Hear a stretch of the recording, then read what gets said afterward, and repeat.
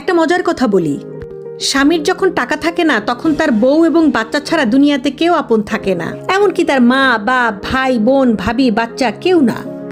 পুরা ফ্যামিলি সবাই আপনার হাজবেন্ডের প্রতি কম গুরুত্ব দিবে, কিন্তু যখনই দেখবেন আপনার হাজবেন্ডের পকেটে টাকা আসা শুরু হয়েছে, তার মায়ের মুখে শুরু হয়েছে মিষ্টি কথা, আহা আমার ছেলে, ভাই কিন্তু পিঠে হাত দিয়ে বলবে আমার ভাইটা তো জোস, আর ভাতিজা তো কাকা কাকা বলতে পাগল। পুরো ফ্যামিলি তখন এক হয়ে যাবে, শুধুমাত্র বউ আর বাচ্চাটা আউট। এটা কঠিন রিয়েলিটি। পুরুষের টাকা হলে সবচেয়ে আগে দূরে যায় তার বউ আর বাচ্চা। হাস্যকর। আরে বেটা, চোখে আঙুল দিয়ে দেখাতে হবে নাকি? তুই যখন বিপদে ছিলি তখন এই দুটো মানুষই শুধু তোর সাথে ছিল, তোর বউ আর বাচ্চা। তারা কবরের আগ পর্যন্ত তোর সাথে থাকবে, বাদবাকি সবাই মধু খাওয়া মৌমাছি। বুঝলে? বোঝো?